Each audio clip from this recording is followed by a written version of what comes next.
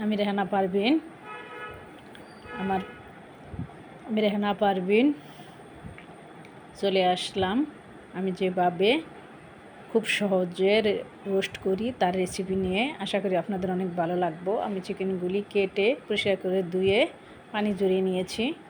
তারপর এখানে 4টা মুরগিগুলো একটু ছোটো, 4টা মুরগি। তারপর 1 চা চামচ পেঁয়াজ বাটা আর 1 চা চামচ আদা বাটা, পরিমাণ মতো লবণ দিয়ে ম্যারিনেট করে রাখবো ঘন্টাখানিকের 1 ঘন্টার মতো। আপনাদের হাতে সময় না থাকলে আধা ঘন্টাও রাখতে পারেন। আমি 1 ঘন্টা রাখবো।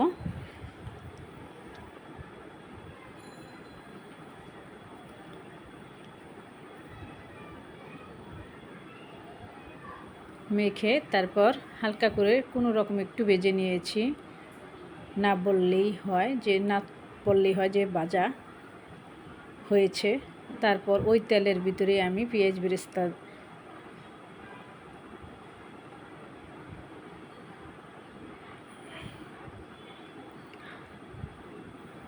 তারপর চিকেনটা আমি ম্যারিনেট করা রেখে তেল দিয়ে পেঁয়াজ বেরেস্তা করে নিলাম। 1 কাপের মতো পেঁয়াজ বেরেস্তা করেছি। আর আমার মুরগিটা ছোট ছিল যেরকম। তারপর আমি ওই তেলের ভিতরেই বেরেস্তাটা তুলে নিয়েছি। ওই তেলের ভিতরেই চিকেনগুলি ভেজে নিতেছি। কোনো রকম শুধু এপিট কোনো ভাজা নাই, শুধু একটু উপর করে নিব। তারপর চিকেনগুলো তুলে নিয়ে আমি আধা কাপ পেঁয়াজ বাটা দিয়ে দিলাম, 2টা তেজপাতা, দারচিনি, এলাচ আর সামান্য অরেঞ্জ রং দিয়ে দিলাম। আর 2 চা চামচ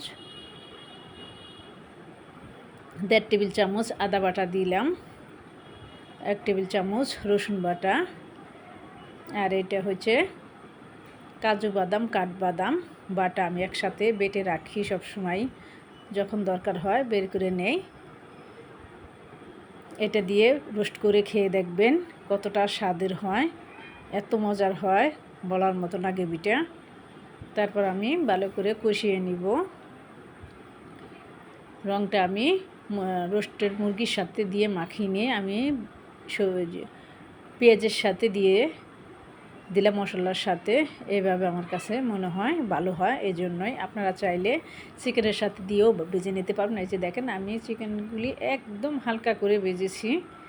তারপর মশলার সাথে চিকেনগুলি দিয়ে দিলাম, দিয়ে ভালো করে কষিয়ে নিব। এত কষিয়ে নিচ্ছি। চিকেনের ভিতরে লবণ আছে দেখে আমি এখনও লবণ দেইনি, লবণ বুঝে দিব। আর সামান্য একটু লবণ আমি পেঁয়াজের সাথে দিয়েছিলাম, ওটা স্কিপ হয়ে গিয়েছে, তাই দেখে যদি লাগে দিব, আর না লাগলে না দিব। আপনাদের পরিমাণ মতো দিবেন। তারপর আধা কাপ টক দই ফেটে দিয়ে দিলাম। খুব সহজেই এই রোস্টটা হয়ে যায়, আর চটজলদি কোনো ঝামেলা ছাড়াই। আর করে খেয়ে দেখবেন কতটা মজার টেস্টি হয়। দইটা সবসময় ফেটে দিতে হয়, না হয় দইটা জমা বা দেখা যায়। আর ফেটে দিলে মশলার সাথে একদম মিশে যায়। তারপর ভালো করে আমি নেড়ে নিব। এই যে দেখেন কালারটা কত সুন্দর, এখনই বোঝা যায় কেমন কালার আসছে। আর একদম হয়ে যাবে যখন, তখন অসাধারণ একটি কালার আসে। আপনাদের যদি ভালো লাগে তাহলে আমার সার্থক। আর যে এটা দিয়ে দিলাম আমি রোস্টের মশলা।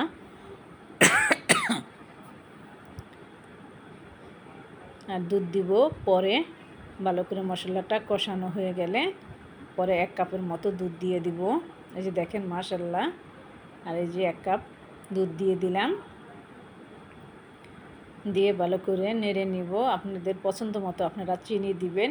আমি সামান্য একটু চিনি দিয়েছি, ওই যে চিনিটাও আমার স্কিপ হয়ে গিয়েছে আপুরা, সরি।